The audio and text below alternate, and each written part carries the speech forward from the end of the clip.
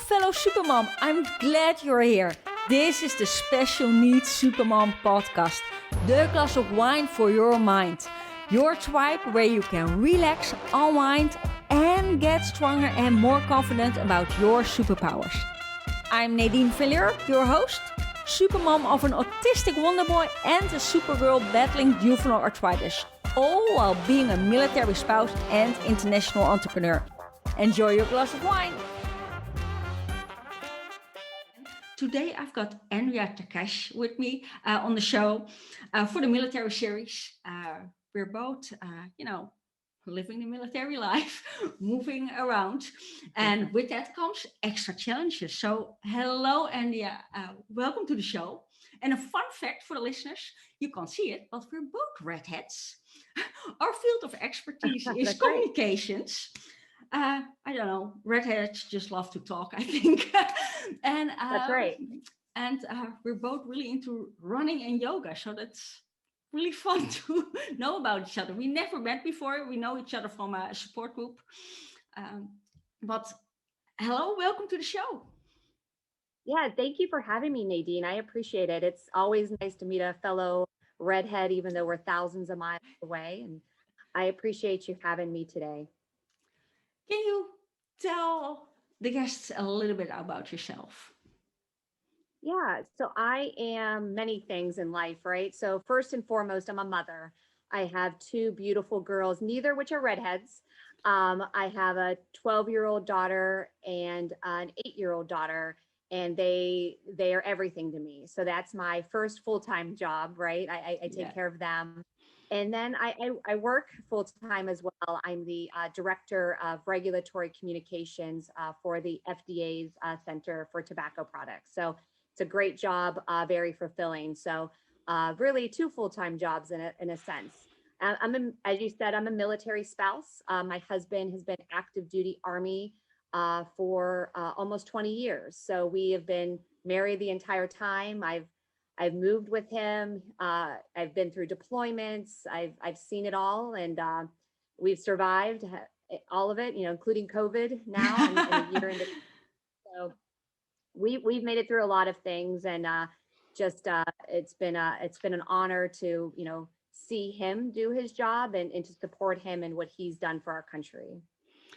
And you mentioned already, because I read your resume, and it's really fascinating what you all did, and the public relations and media relations, and around how do you call it, nature disasters and hurricane. So before I worked for the FDA, I worked for the Army Corps of Engineers.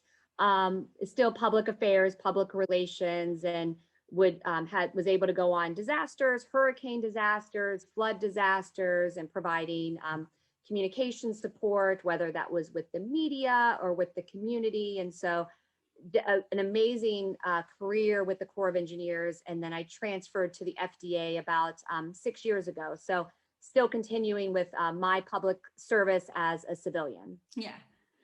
Well, thank you. I was fascinated to read what you all done. I've been lucky career-wise. It's hard with a spouse that moves around, but I've been very lucky. I'm coming up on my 19-year anniversary as a federal employee. So yes, very fortunate in my career. Yeah. Yeah, and it's just fascinating for me because I'm more the writing part of communication, and you're more the speaking and public relations part. So yeah, I don't miss. It's funny. I used to write back in the first part of my career, but now I more like review and edit what people write. I can't write. I can't write it. I probably could, but I definitely I like the talking more. Yeah. I think I already talk enough, so that's probably why I compensate with writing. So you work full time, and then you have two beautiful girls. And well, you wouldn't be on the show if there wasn't a special needs to talk about. That's right. So, that's right. Could you tell me about the special needs of your daughters? Yeah, so my oldest daughter has ADHD and a reading disorder known as phonological awareness disorder. And so she's 12, and she's always been an active child, right? So she, as a first-time mom when she was young, I was always the mom getting the phone calls from the preschool, like, do you know what your daughter did today? And Oh no. I I didn't know what to do. I was like, is this normal? What's going on? And when, you know, she was younger, people would just say, oh, well, she's still little. She'll just grow out of it. But it was very apparent that she was not growing out of it. And in second grade, she was having lots of educational challenges. She wasn't reading up to standards. She was having a lot of emotional behavioral challenges. And so we took her and we, you know, spoke with doctors, met with doctors, and came to learn that she had ADHD. And um, we made a very hard decision to have her medicated. And I think for parents of any child with an ADHD or some type of a disability in that Yeah. sense, to medicate a 7-year-old child, it was a huge decision for me. But I'm very happy now looking back that I did it, because it helped her to be able to focus. It was Yeah. tremendous. In the process, we learned she also had a reading disorder. The school at the time kept telling me, oh, it's just her ADHD. That's why she can't read quite as well. I'm like, I don't think so. I'm like, that just doesn't make sense to me. So I took her to be privately evaluated and came to learn that she does have a reading disorder. And she worked for many years with, you know, outside services, because the school never, at the time, never wanted to give her anything because Yeah. she was never below enough. She was below, but not below enough. Yeah. So she, on our own, we went and got her help. And now she is above her peers. I mean, her scores, her grades are great. And she is an amazing, mature preteen child that we've learned, right? I've learned, she's taught me so much as a mother. And so that is my one daughter. She's 12. Then my 8-year-old daughter, never had the emotional challenges that my oldest daughter did. And but for the, you know, when you have a one child that has a disability, you're always self-conscious about that Yeah. younger child, right?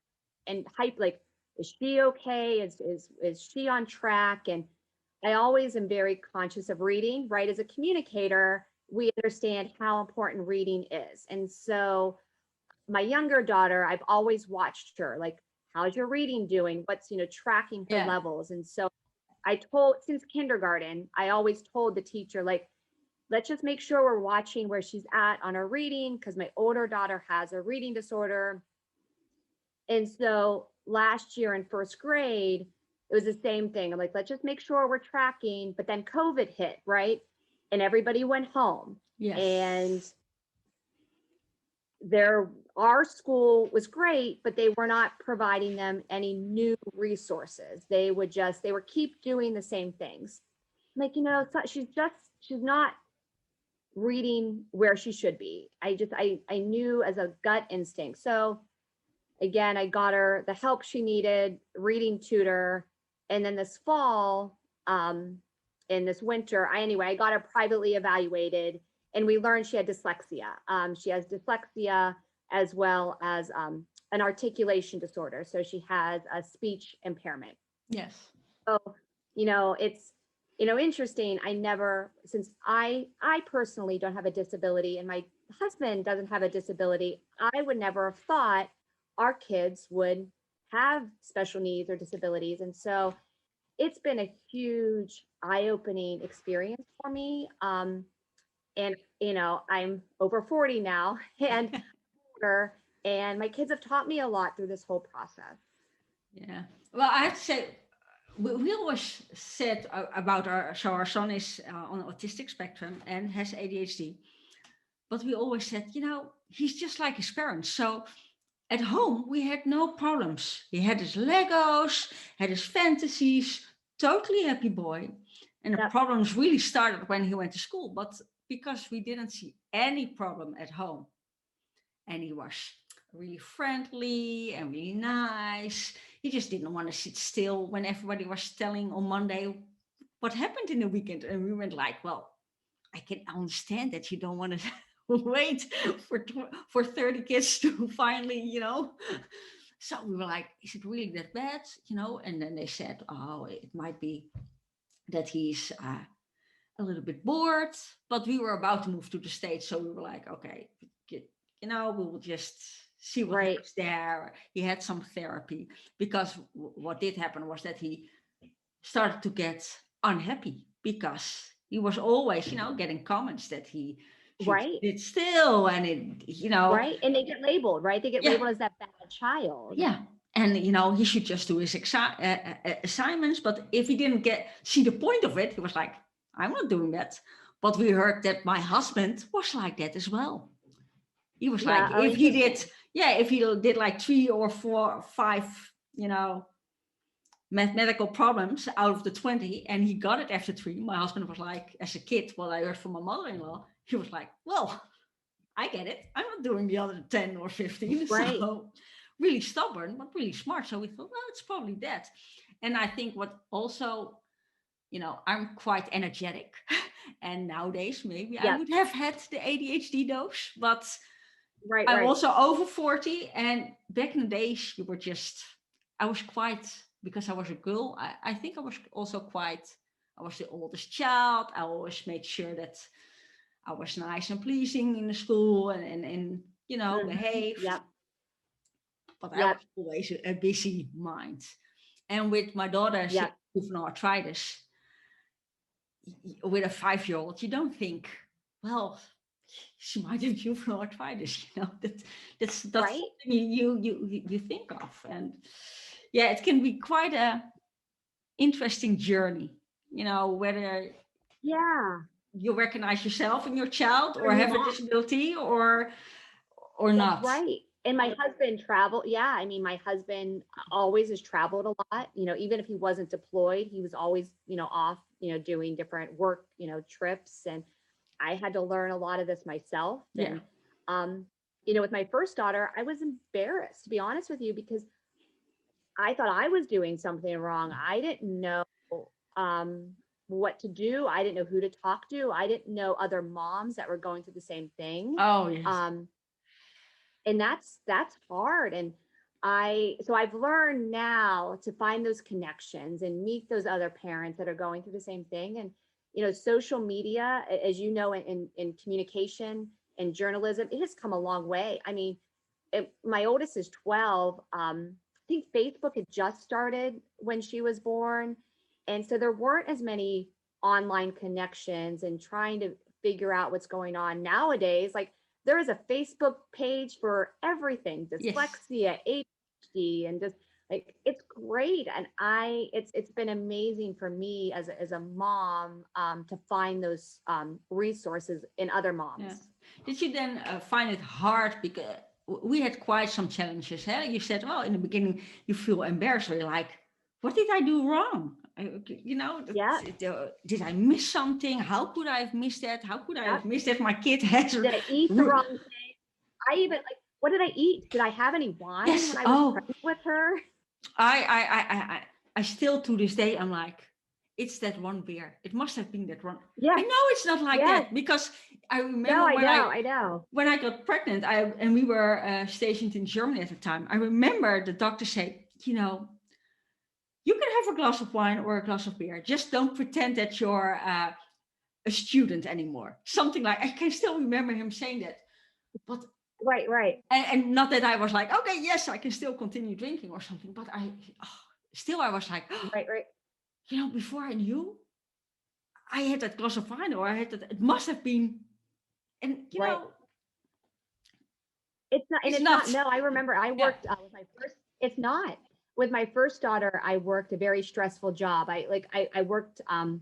There was floods, and I was out on levees trying to talk to reporters at midnight in the rain. And I was pregnant. I was very pregnant. And so after she was born, and she was a colicky baby, and I'm like, oh my gosh, was it because I was working at? Was it right? And things run through your minds because you want to, as a mother, I feel like we blame ourselves Yes. um, for what's happened to our children, right? Because we carried them for nine Yeah. months. And, of course, come to learn that's not true, but it's an easy trap to fall into. Yeah. I remember because I was determined to breastfed, and especially because I'm Uh-huh. asthmatic. And they said, if the first 6 months you're only breastfed, no extra, and just that, that can help prevent that your kid will get asthmatic as well. And then our daughter was 4 months old, and she needed a Mm. baby inhaler, and I just felt, Yeah. Oh, I was like, but I did this to my child, and right. it's You did the right nice, thing. yeah. Yeah.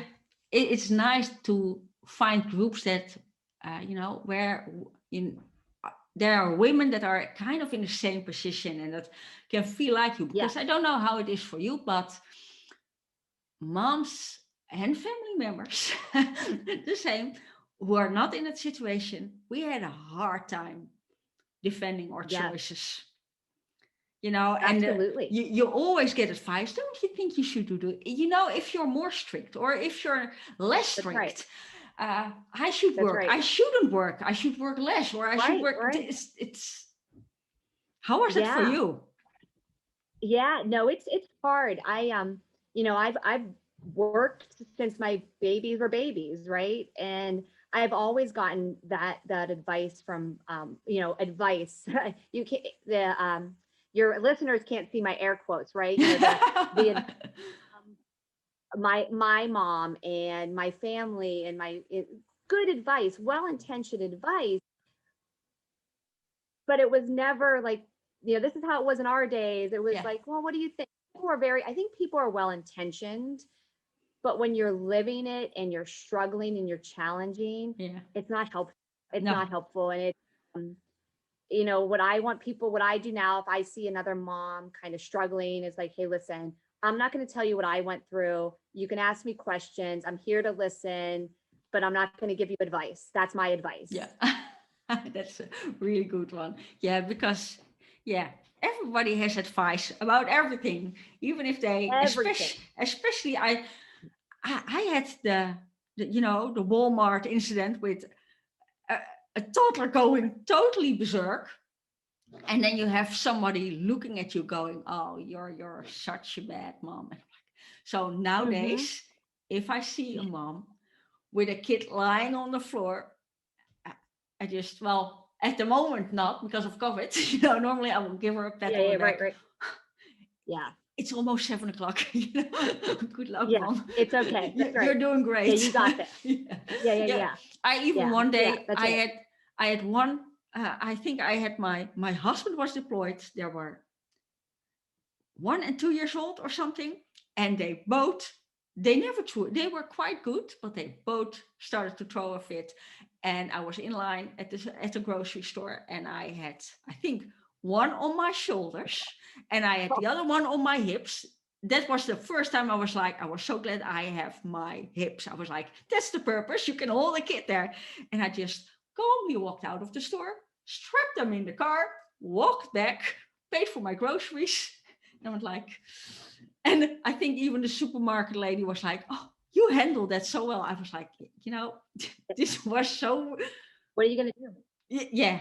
What can you do? It's What so, can you do? You got to get through it, and it's hard. It's hard not to lose your temper. It's hard not to lose your temper in those yeah. situations. I try. I've always the yoga, right? The yoga. I'm like, I try to breathe and I center myself, and so yeah, it's I always look back because my kids are now 8 and 12. I'm like, how did I make it through those years of the Yes. being by myself many times and the tantrums. And my oldest daughter almost got kicked out of preschool, and my husband wasn't here. Or with me. He was somewhere, and I was by myself. And I'm like, I work full time. What am I going to do? And that's I it's very stressful, and Yeah. I made it through, and I have a lot of white hairs to show for it, but I Oh did. yes.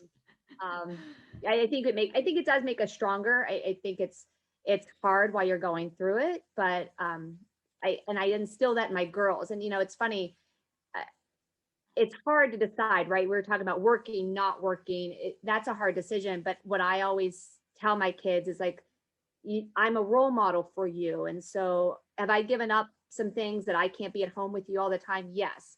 But you can see what I've done to make myself Yeah. successful. So you can do that in the future. And I think it's a hard decision whether you work or stay at Yeah. home. I know moms on both sides, and they all aren't necessarily happy with their decision. I No, don't think there's a right decision or a wrong decision. no, totally not. I have to say, when we moved to the States, well, obviously I couldn't work then. Well, no, I was entitled, but that was the moment that for both our kids the problems emerged. So, And yep. the first year when we were in the States, I was in and out of the hospital with our girl all the time. So it was kind of nice to not have to work. Uh, Yeah. Yep. uh, and when we came back, and my husband was, we call it in the Netherlands, we call it kind of an in-house sleeper. So he was on the military base. During the week, he wasn't at home. So we had young kids, and he was either deployed or on maneuvers, or, Yep. during the week, not at home. And our daughter was sick a lot. And our son, he was doing well in school, but he needed the downtime. So at that moment, I decided, I would stop for a couple of years. But the funny thing is, when I did work, you get comments, maybe you should be more at home. And when I decided, I will take a break for a couple of years, I will continue with communication, but I will deal with all of, for nonprofit organizations as a volunteer. It wasn't good either, No, So, of course. That's right. That's right. You're and home too much. You're babying them too much. Yeah. so, and I started my own business. I'm a technical and cultural copywriter, and I've got my own business. But I started that, I think, not the day that I was 40 years old, and I registered my business on my daughter's birthday, as to be a role model, to show, even when you turn 40, you can do whatever you want. That's right. That's right. And I have to say, my son is my biggest cheerleader. It's really cool to see. But it can be challenging. So how did you manage COVID with mandatory homeschooling? Oh my gosh. Woo. So I was very fortunate, right? So when COVID hit, I was already working from home. I have a great job where when we moved from Maryland to Kansas, they told me I could work at home. Yeah. It was great. Like, wow, that's because they knew we would only be here for a few years and we would eventually come back. And so it was great. I'm like, so I was already working home when COVID hit. So I was already set up, which is great. But my husband, he had to work at home too. And then the two kids at home, I made it. I survived. Lots of wine at the end of the day. Yes. Lots of wine. We did, we made it through. It's interesting. My oldest that has ADHD, I was really worried about her, but she did great. I mean, she, set a schedule, she did her work. She was able to do everything on her own. My youngest, I had to help her a lot. Between my husband and me, we took turns, right? Yeah. I would have meetings. And so we adjusted, and it helped too that everybody was going through it. Yeah. And colleagues were going through it. So everybody understood. And we were very fortunate here on Fort Leavenworth. At the beginning of the school year, the kids went back in person. So they went back to school full time in person, which was great because honestly, I could not have done a full year of virtual. Seeing friends go through it, and I have strength, but I do not have. We did it. The school here shut down for about a month around Christmas, Thanksgiving, do virtual. And it was a lot. It was a lot for my youngest, my second grader. It was very challenging because she is the type of child that wants to do good and she listens. Unlike my older daughter. My younger daughter is very like, well, my teacher told me to sit here and not get up, right? Okay. So I was in a meeting and she's like, Mommy, she's crying on the steps. I'm like, what happened? I had to like tell the people at the public, I have to go. I have to deal with my daughter. I'm bawling. She had an accident, a bathroom accident. Oh. Because she didn't understand that when the teacher meant you can't get up, that you have to go to the bathroom, go to the bathroom. And so it's like those those kind of things that kids just don't in the virtual environment, those younger kids, they really struggle to understand that shit. And so I am so glad we only had to do that for a month because I could not have done that for a full year. Yeah, both my kids are, well, no, the oldest now is in college, but and the youngest is in high school. So Oh, there's, yep. we had several complete lockdowns that, kids were at home as well. And we had, yeah, they would go to school half of the time virtually, half of the time, in school, because it's an older age group. So they would, Mhm. they're trying the 6 yards kind of, regulations. Uh, but I have to say, my oldest was so happy because he was like, "Yay, no social Yeah, interacting." right, right. For some kids, it's great. Yeah, but we saw it now with my daughter. We're not quite sure if she's going to make it. She's now in third grade of high school, because Hmm. high school starts at the age of 12 here. Yep. But then you can see if you're dyslexic, and she needs the hands-on being in a classroom with a teacher, because they said, oh, there's all this extra help. And for the first time ever, her math, oh, yeah, her grades are so bad. Mm. Uh, she might have to redo the whole third Oh, grade. oh, But how sad. yeah, but she's Yeah. also a teenager, so it's also partly, you know, Right, her, right. Yes, of course. it's also a really, it's part to do with her dyslexia, a part to do with because she's still not going well with her disease. So there's a lot of going on there as well in her mind. What if I can't even go to college? What if I can't have a full-time job? Yeah, right. Yeah. And then being just a stubborn 15-year-old like your oldest going, "Oh, I don't Right. want to That's do right. that." That's right. So Exactly. Nobody's going to make me do that. What are yeah, you going to do to me? yeah, so Yeah. we don't have, there's no like follow summer school and then you're fine here. If you have -2 points or something, Uh-huh. or you're missing 2 points in total, you have to redo a whole year. So Wow. we will see Wow. how that goes. But there's wine, and Yeah. I will let it go. Will let it go. Yeah. Yeah. Sometimes they have to, I mean, sometimes they have to learn And it's it, hard. yeah, and it can be so Hard. different. Like you said, with you have two kids, and you gave birth to both of them, and they can be Right. so Right. different because the So, oldest yeah. one is flourishing. We're amazed. What he this first year in college, we're just in awe, and the other Oh, one that's is great. just putting up Yeah. a fight. You try, I've learned you got to treat them as two different people, right? Like Yes, yeah, they're two complete different people. Yes, we have the same genetics, but they're individuals like yeah, we are. And so that's been a having two, only two children, but that's still I've had to learn that is yeah. that okay. What worked with my oldest isn't going to work with my youngest. Do they say that then to you as well? We see it with our oldest. We have to constantly repeat a certain, assignment or a task, or have to remind him constantly. Yeah. And my daughter, she's like, "You already told me this. Don't tell me." Yeah. But it's so in my head to repeat, you know. That's right. That's right. Exactly. We're the same way. Yeah, My oldest daughter always have to remind her and stay on top of her and ask her like 20 different times to do something. And it's always been that way since she was little. Where my youngest daughter, I tell her once and she does it. It's like yeah. you're you're 8. She's like why is the 8-year-old listening better to me than the Yeah. 12-year-old? What I did her, so your oldest has ADHD, and Yeah. a couple of episodes ago, I did a podcast interview with a young woman with ADHD. Mm-hmm, mm-hmm.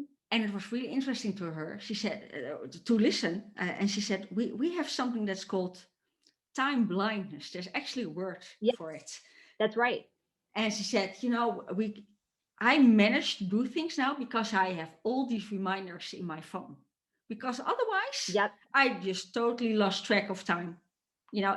Within And they don't five mean minutes. to. That's Yeah, right. They don't. It's not on purpose. Exactly. And I yeah. And I know. And it's so like I know that. I'm like, well, I know she doesn't. do it on purpose. But my husband, my poor husband, he's like, that's no excuse. I'm like, no, but that's how her brain works. She Yeah. doesn't like, she doesn't need those reminders. She needs those cues, and she's not doing it on purpose. But I think as a parent, it's hard to remember that. Like, they're just ignoring me, or they're doing it on purpose. Like, wow, a child with ADHD isn't necessarily. Their brain doesn't work that way. Yeah. So, with school, and so your kids were able to go back to school beginning of the year. Yeah. And school Yep. can have its challenges in the military, because especially because we move around, new schools, new Yes. state, new country, new regulations. And we chatted before that I said we moved to another country and we had to redo all the autism and dyslexia tests. Like, we were like, seriously? Yeah. uh, how has it been for you?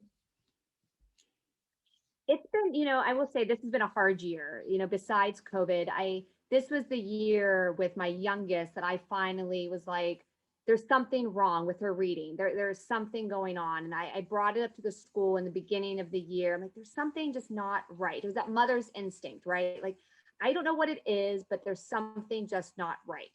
And at the time they said, oh, but her grades are okay. And her testing, yes, it's low, but it's not that low. And we think it's just her speech, like her articulation, that she just needs help with some speech. I'm like, okay. So I trusted that.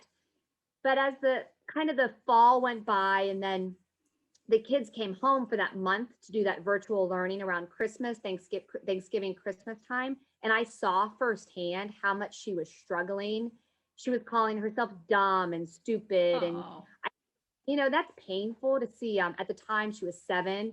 So I went on my own. I found a local place that did dyslexia testing and or reading disorder testing and different things. Anyway, and I took her and they tested her and they said, yes, she has dyslexia and she has an articulation disorder. So needing help with speech. And I'm like, oh my God, like I knew she was having problems, but dyslexia, that's you know, I knew what a big diagnosis that was, because I know people, adults that have dyslexia, and I've seen that it can be a huge challenge. And so again, I trusted the school, and I said, and this was in January, I'm like, listen, I know you told me in the beginning of the year you just thought it was her speech, but she has dyslexia. This is, she has an actual disability.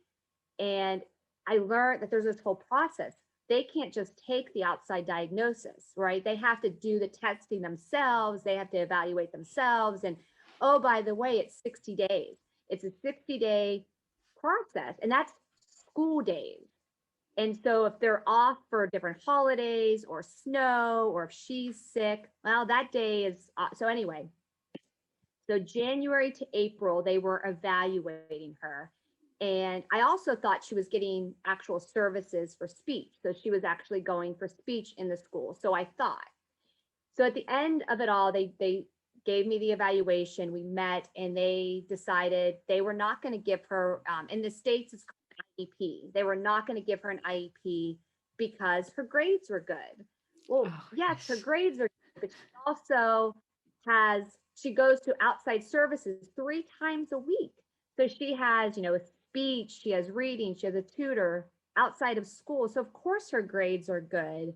Um, and so they were not going to give her an IEP for her dyslexia or her speech. So even though their own evaluation showed she's 18 months behind the norm of where she should be for speaking, they're like, no, sorry, we're not going to give her an IEP. I'm like, but you've been giving her speech, what I thought was speech services this whole year. They're like, no, no, no, we were just evaluating her that entire time.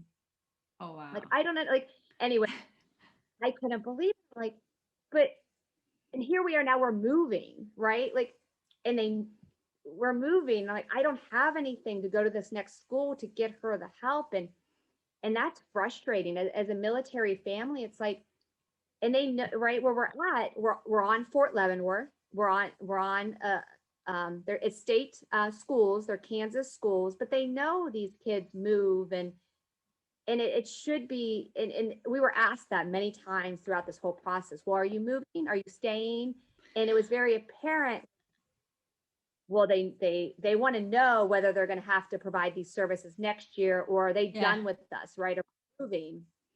And I didn't really want to answer that question. Yeah. But my daughter, only 8 years old, she of course told everybody we're moving. It's like, so, but I don't want to hide. I don't want to Yeah. lie, because they should do the right thing, right? They should provide her the IEP, and they didn't. And now here I am with 3 weeks left in school, and I don't really have anything to go to the next school. And so I'm going to be facing, what you and I talked about is more testing, more evaluations to see if the next school will be able to provide the services. It Yeah. is frustrating. I'm lucky because I can afford extra resources outside of school. Um, but it's so much, she doesn't have time really to do other things. She doesn't have time necessarily to do extracurricular, because she's doing so much outside of Yeah. school to make good grades. And it's as a military family, it's you're always up against this, because you're always moving and you're always having to explain to the next school, this is what my child is facing. These are the challenges. Here's how you can help her. And I've learned to be an advocate, um, to advocate for Yeah. her needs. That's what I'll continue to do. Yeah, it's yeah. Like I said to you before, we moved back to the Netherlands, and our daughter had to redo the whole dyslexia testing. But before she was allowed, she first needed 3 state tests to prove that she was below a certain level. Right. Yep. Those 3 state tests are done because they will get a report card with their grades 3 times a year. So that was a whole extra year before they would even start the retesting again. And we had the American dyslexia test. Right. We Right. had the Yeah. paper saying she's dyslexic. Right. Yep. No, she was not entitled to anything. She had to first just struggle through a year. And of course, she still had this big Midwestern accent, which I thought was adorable. But here they are Yep. taught the Queen's English, so it wasn't proper. I Yep. mean, seriously. And I just told my kids, no, this is fine. You got to see because you wrote this word instead of that word. And come on. Yeah. Or Right. they would say last instead of last. Seriously, Uh-huh. you're going to Right. and then we had a teacher actually. So we finally had the whole dyslexia test, and they were like, "Oh, so it's not because she lived in the States for several years. It's not because of that. No, we told you that." Right. And then we had a teacher in 4th grade that did a regular state test, and that was for that counted. And then they did another test with all the help she should be entitled for, and found out we have different levels of high school in the Netherlands. That meant a whole higher level in high school if she would get all the extra help. Wow. So she was like, "Oh wow, Right. now, yes, I've seen it. Yes, you were right. Oh, this makes a ton of difference. But it takes some time to adjust and learn, to work with all these extra things. But I will make sure 5th grade, the teacher will know everything. I will hand everything over. I will give a proper instruction." We asked the teacher throughout the year, how is it going? That she's entitled. Yes, Right. everything is going fine. Of course, she had a really terrible year that year with her juvenile arthritis. So she was, I think, at home a third of the time. She was so often so sick. Yeah. So her grades were not that great, but we thought, that's no wonder. And Right. then we had the end of the year conversation, about her final report. And the teacher told us, but she did it all on her own. And we went like, what? And he didn't provide her anything. So in the end, she's now on a lower level high school. And it's in her case better because she's sick so often. So she doesn't have to, if you miss school quite often, it is nice that she doesn't have to be on the, we call it the top of her toes. Competitive. Yeah. Yeah. So it's good that she has a little bit room to, miss a class and things like that. And she's now also a Yes. teenager, Yeah. like I told you. So it's a challenging year. Anyway, but it's so Yeah. you move to another state and you have to redo the whole thing again. It's You do it again. ridiculous. Yeah. It's ridiculous. And what's, crazy in my situation, after I got the first private diagnosis and I went to the school psychologist called me and she said she found a lot of holes in the report. And she said, well, are you going there for private services? Are you going there for services to help your daughter? I said, yes, yeah, going there twice a week now that I know what's going on. And she basically inferred that the only reason they gave her that diagnosis of dyslexia was because I was going there and paying them for services. And so I was like, Wow.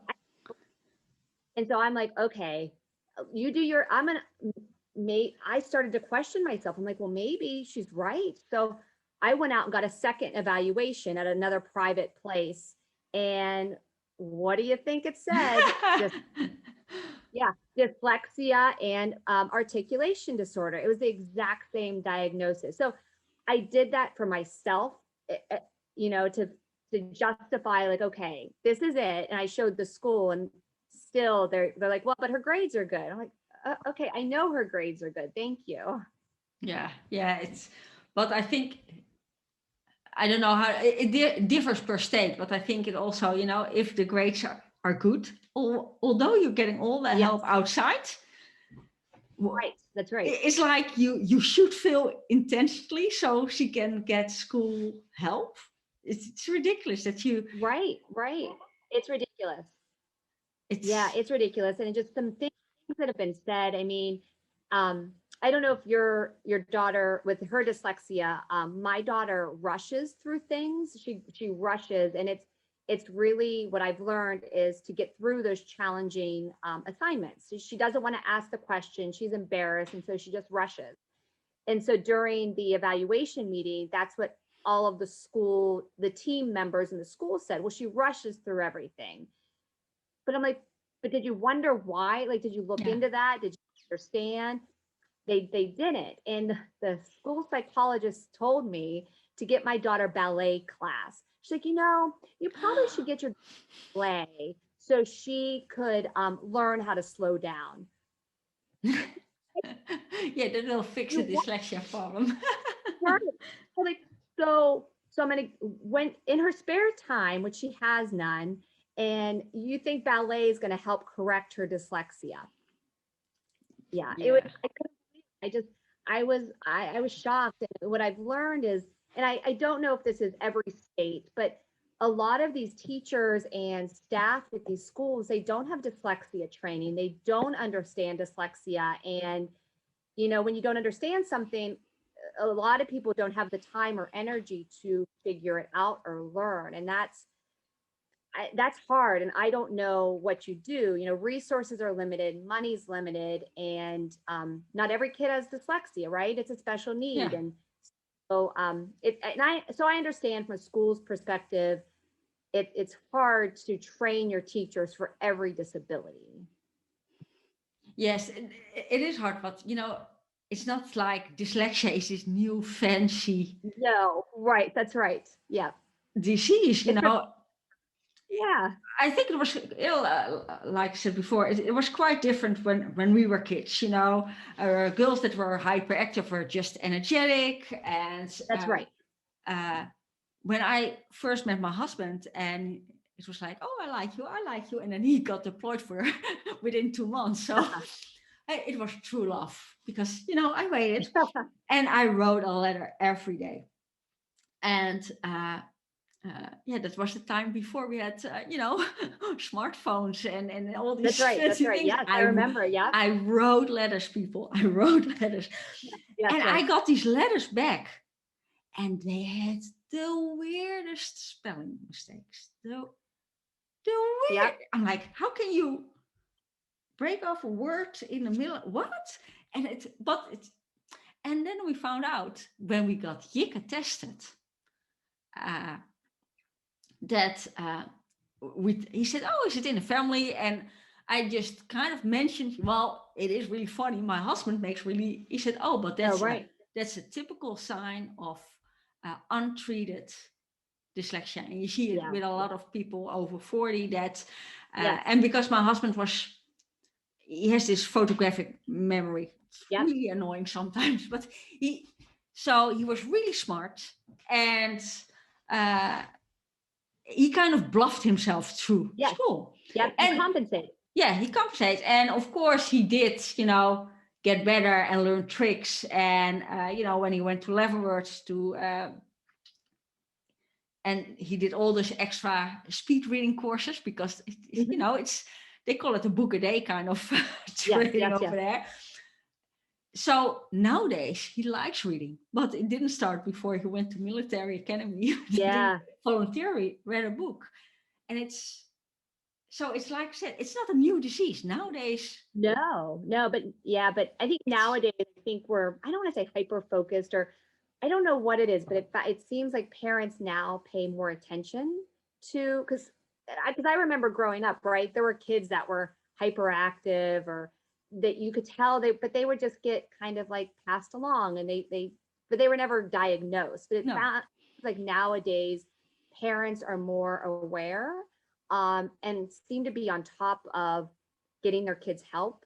So I don't know, or maybe social media, we talk about it Yeah. more. Not sure, but you're right. Dyslexia, ADHD, they've been around forever. Yeah, I think the first book about hyperactive boys was from 1835 by a school teacher.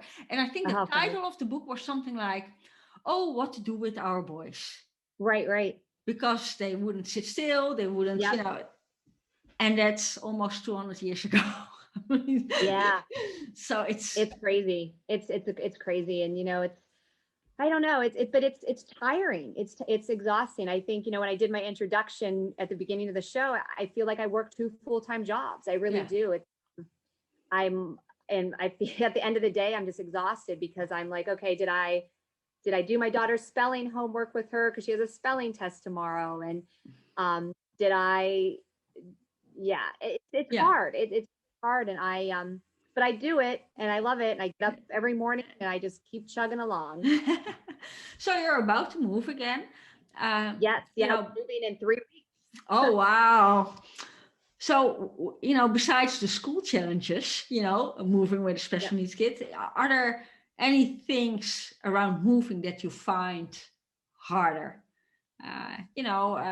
Finding the right therapist again, or Yep. things like Yeah. that, or just moving in Absolutely. general.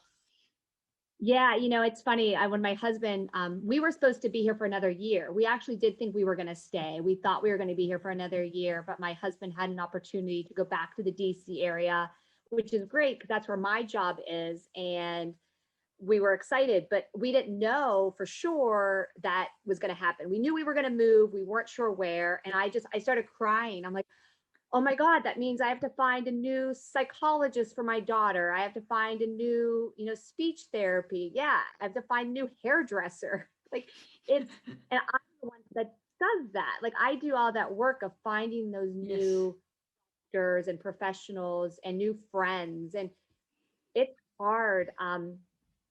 That's, I think, the hardest part about moving for me is just finding those new resources. Um, I'm lucky, to be honest with you. This move is because we are going back to the same place we were. And that's never happened. But I've already called, right? I've already called the dentist and got my dental appointment. And um, that part's easy, but still, I think it's that unknown of we've been gone a few years. What's changed, and are my kids' friends still there? And I know the schools have changed, and I think even though yes, we're going back to the same place, it's still not easy. I don't like moving. Before kids, I loved it. I'm like, yeah, it's great. You're gonna move, but with kids, and especially special needs kids, because you're always having to explain your child and their needs and their strengths and weaknesses, and that's hard. And I've always taken that on personal for my what I do during the move. So yeah, it's never easy whether you're going back someplace you've been or someplace Yeah. new. Yeah, we had it the same. So our boy, being autistic, but he's hypersensitive. So, when moving, he wants to know things in advance. And sometimes, well, in Yep. advance, no, I don't say that correctly because you can't talk to him about, well, maybe in 2 months. There's no time concept. Right. There's like, I Yes. can't do something now that will in 2 months' time, you know, better fruits, will give results. He doesn't, that's still hard. Right. But he likes to know, okay, we're going to move. What date? What do I need to pack? That Yes. all those things. Structure. Yep. Yeah, structure is really important. And what really helped us was, we moved over, no, not overseas. We moved overseas once, but we also moved to Germany once. Uh, Hmm. and then they pack everything in a big truck, and with all the favorite toys. And then that's the moment you learn favorite toys go in the carry-on Yes. Oh, yes. luggage. And Uh-huh. Yep. a copy, a disc with the most important papers, and a printout of the Yep. most important papers That's go right. in the Yep. car. No, you know, uh, not on the boat or not in the plane Yeah. and Yeah. cargo Uh, section. But we also gave them each their own box, yep. and they were allowed to color it and put stickers on it and everything. And they were allowed to pack it themselves with wrapping Hmm. Hmm. paper. So that meant that all the stuffed animals had wrapping paper around them. Yes. But Yes. Yes. it helped them uh, to kind of feel in control. And Yes. when we Yes. moved back to the Netherlands, the American Girl doll of my daughter had her own passport, had her own trolley, Oh, yeah. so Yeah. Yes. things like that, because it, yeah, helped her transition. Uh, Yeah. It's hard because these kids, especially special needs kids, they need that feeling of that structure and yeah. that control. And what we've learned is we actually, I have, my parents are amazing. My mom has over the years has like moved in with me when my husband's been gone, and um, that's been a huge help. And Wow. so what we move is I actually bring the kids to my parents. I drop them off. They get to stay with their grandparents and have fun. And then I come back and I do the hard part of like organizing, getting everything ready, throwing things away.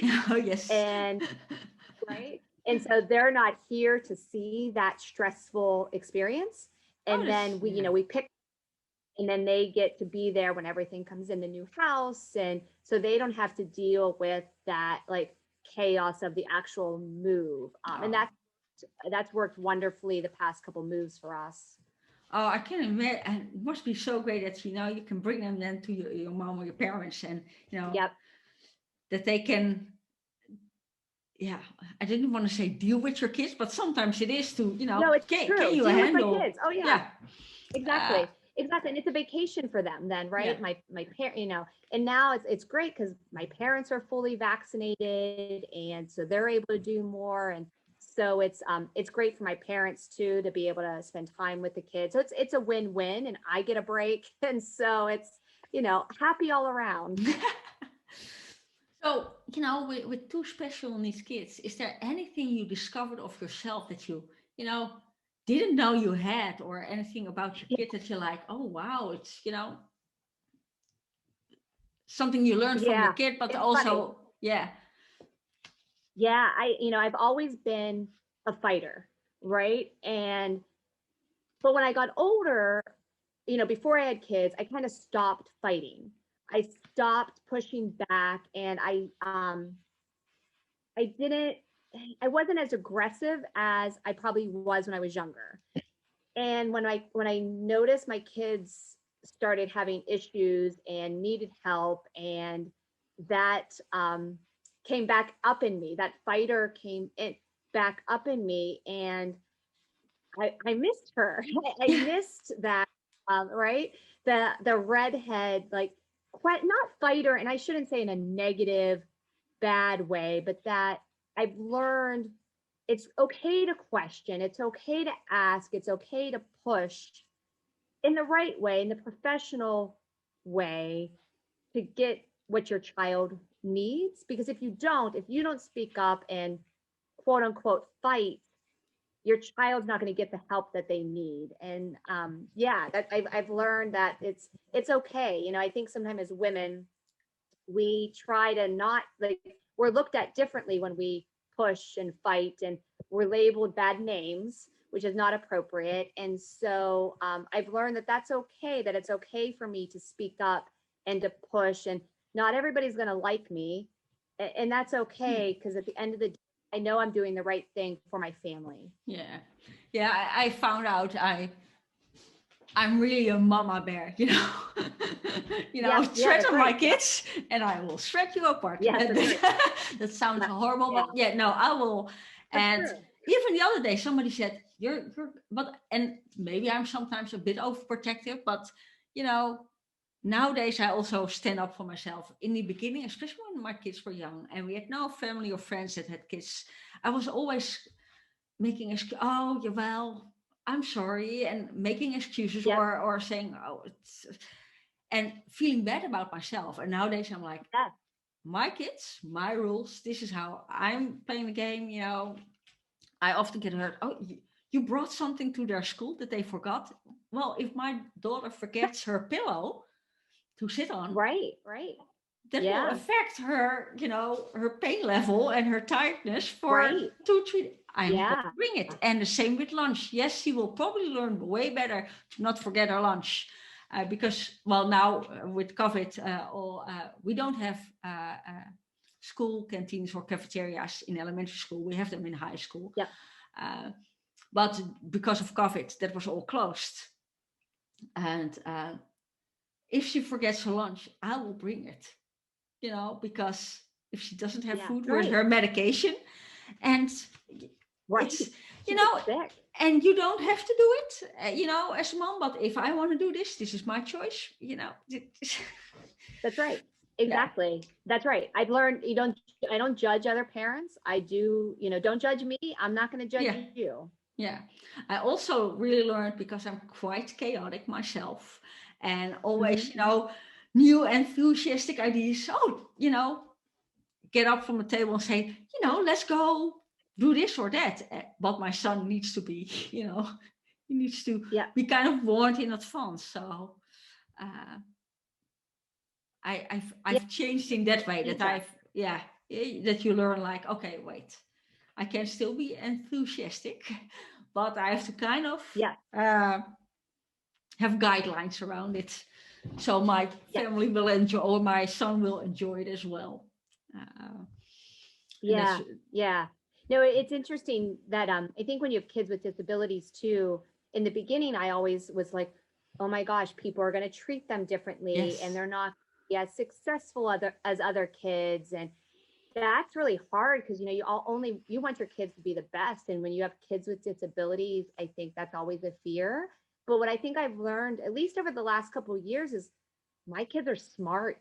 Like, yeah, they might learn differently, they might have special needs, but they're really smart, and they are going to do well, yeah. and their disabilities aren't going to hold them back. And that was a huge thing for me to learn. Yeah, I have to say it really helped, that because I can worry a lot about your future, and what can happen. Yes. And my Yeah. husband will always say, he had quite his struggles on elementary school, and teachers not believing in him. And it's thanks to his mom that he kind of went to the high school he deserved to go to. Uh, but he always says, it might take them a little bit longer, but they will get where they need to go. That's right. And it, Yep. they might do something that doesn't even exist today, Right. or Yep. find a whole new path. And I'm like, oh yes. So he kind of Yeah. helps me to stop worrying. That's It will right. be okay. It will be It okay. will be okay. You're They'll sure. survive. Yes. They'll survive. Yeah. Yeah.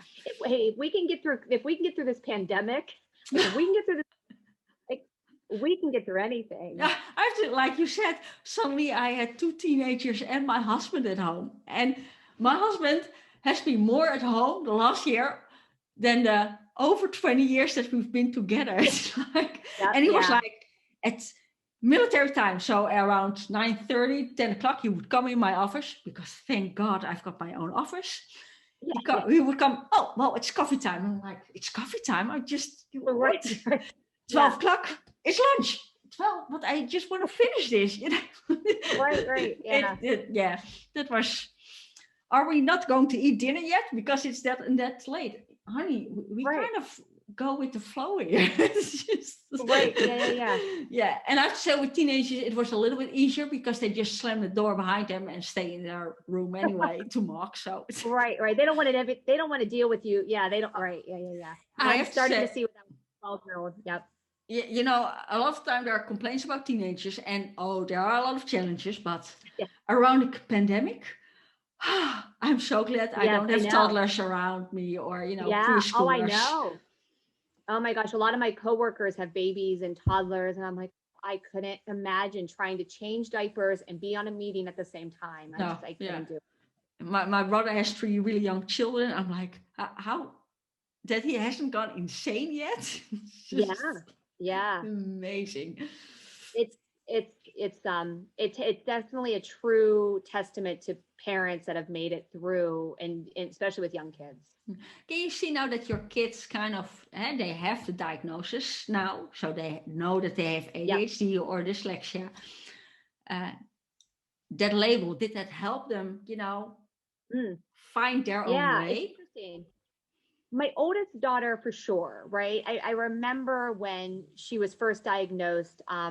She was probably 8, so she was still young. She was 8, and it was amazing to watch her talk about it to other people. She even made a poster at summer camp one year to explain who she was, and it really helped her, especially in the beginning, to understand what was going on, and that it was okay, that she wasn't a bad kid, and that it just, her brain works differently. And I've always involved her with like the discussions around medicine and different accommodations for the classroom, and I empower her to talk to her teachers, like, tell your teachers what you need, tell them how you learn. And that, it's been great for her.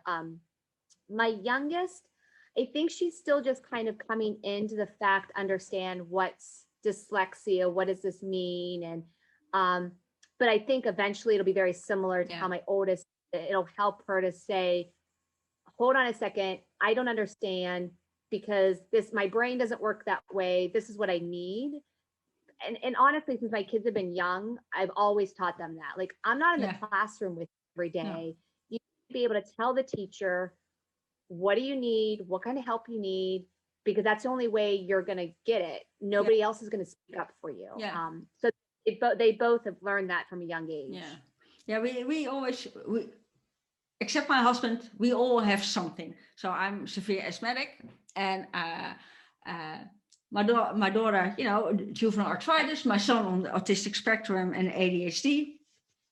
And we always kind of make jokes to each other. And I don't know if you know the show, The Big Bang Theory, but oh yes, yep. Well, Sheldon is kind of my son is more affectionate and understands human emotions better, but we can relate to that show a lot. So we joke a lot about it. And sometimes he'll say, hey, that's not autistic. I can't deal with that. Give me guidelines, Mom.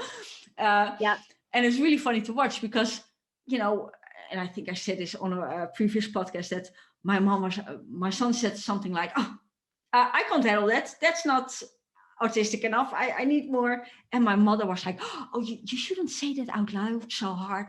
And he said, Mom, Grandma, I'm autistic and there's nothing wrong with that. And I was one of the proudest moments of my life. I was like, yes. Yeah. And I see my daughter now struggling because she's 15 years old. She doesn't want to be different. She is different because sometimes she comes with a wheelchair.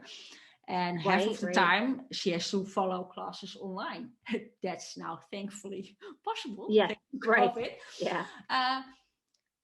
And with her dyslexia, she's like, that's just another thing. I don't want to get extra help. But now she sees that she's getting into troubles because she's refusing help. She needs to find her own way. We can give her the tools, saying your dad was the same. And we always kind of joke, you can get really bad grades and be really dyslexic, and you still can become, a colonel.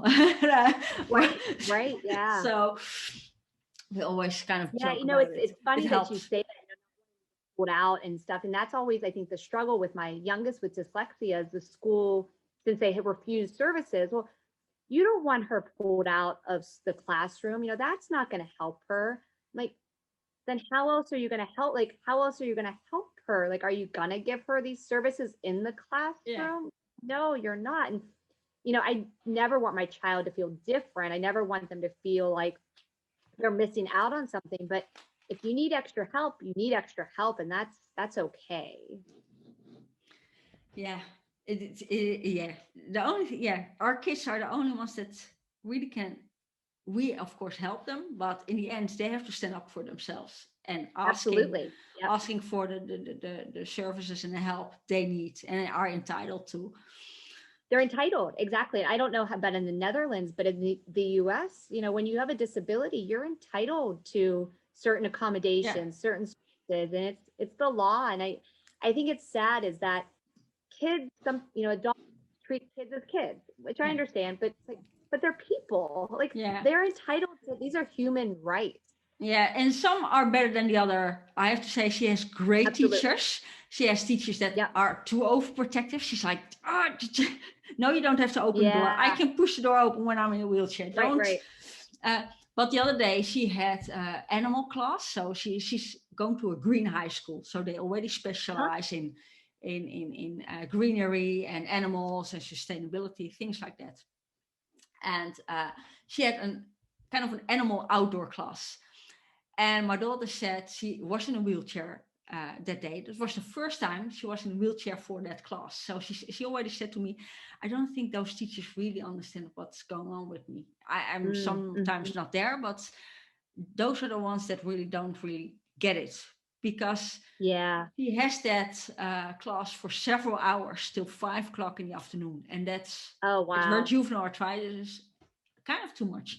Yeah, And that's I hard. often hear her say, oh, well, they told me I still had to do blah, blah, blah. And I'm like, they should ask the other kids. And yesterday she came home and they were going to go outside, and and my daughter said, oh, if somebody can just push my wheelchair outside, and the teacher told her, well, you can take care of the animals there and they're inside, we're not going to do that. I'm like, Uh, what? I think yeah. I need Oh, to wow. write an email to somebody, because Yeah. that's Right, right, right, that it might be easier for the teacher or less confronting. But seriously, right, it was not like that she was going to a swamp with her wheelchair. It was just like, right. Yeah, it's ridiculous. But yeah, yeah, it can be challenging indeed. So I kind of want to wrap it up, because we've been yes, talking yes. for about an hour. I know this has been a great conversation. And We have I so much in know, common. Are you coming back to the States anytime soon? we're hoping we're supposed to go last summer, and I'm kind of glad Hmm. we didn't move to the States last summer, Yeah, because yeah. it was been a much bigger struggle. But because of the health of our daughter, and she changed meds again, and she kind of broke down, going like, but I finally have friends. And we thought, Oh, yeah, it's already so hard for her at this moment, so we postponed it. So maybe in a couple of years. And we just moved house, so my oldest son was like, we just moved, seriously? we're going yeah. They again. don't. Right, they don't want to move. That's right. Yeah. And when we just came back from the States, within a year, he was like, okay, we're already in this country for a year. When are we going to France now? And we're like, Oh, France? that's funny. And being autistic, he was like, yeah, I've never been to France. Must be interesting. I can learn the language. I'm like, That's right. is it? But you're autistic. You should only like. No, Right. we joked about it, but yeah, it changes. We've been here now for several years, so they're now kind of like, this is my place. Like it Yeah. here. Yeah, that's hard. You don't want to disrupt. Yeah, that's I just, when you disrupt kids, it's hard. That's why I'm like, when we move this time, we're done. My husband will retire Oh, nice. job, and this will be our final home. And so it's nice, even though I enjoy the moving, Yeah, kids, they need that stability, and I recognize that. And yeah, so it's great. I'm happy that I can provide that stability. yeah. True. Yeah, we had to say that, we said to each other, it's great that we're so adventurous. Yes. But especially with our daughter, we're like, okay, we can hold it off. And, in Yeah. 2 years' time, they can even babysit the house for us. Yeah, that's because they right. will That's both right. be in college. So Yeah. it will be different. So you're, to kind of round it up, you work full time, special needs mom in the Yep. military. Do you have Yep. any me time whatsoever? And what do you do for your me time? Oh, me time, me time. So I love running when I can. The weather's nice, so I can go out for a run. I'll put on a podcast. I love to listen to different podcasts while I'm running. And then yoga. There's a great yoga studio here in town or wherever we live. I always find a local place, and I like to go twice a week. That's my me time. I'll go to my yoga class. Don't bother me for a couple hours. And yeah, I have to exercise. If I'm not running or doing yoga, I get fidgety. So I need that kind of personal time to do that, to focus on me. Yeah. And that's so important. So do you have any tip you would like to share for special needs moms out there? Yeah. Yeah, get connected with other moms, other special needs moms, talk to other people, find out what they're going through, get tips. They've been through it. You're not alone. Many people have been through what you're going through now, and you can make it through as well. So that would be my tip. Get some resources, get on Facebook, other social media, or local groups. Yeah. Yeah, that's kind of how we found each other. That's right. In an online group, Yeah. really. Yeah, but it can be so nice to just, have your, well, in this case, virtual glass of, well, it's not wine time yet in the States, but almost. What time is it there? It's now 7:30. 7:30. Oh, so you can have a glass of wine. I can have a glass of wine, and we're European, so we can always come up with That's an right. excuse. You can have wine at 1:00. Yeah. If we have wine around lunch, we say, "Oh, well, this is just a French lunch," No, that's exactly. That's right. That's right. Yeah. So, thank you so much for being on the show. I love talking to you. Thank you for sharing your story, and I hope our listeners,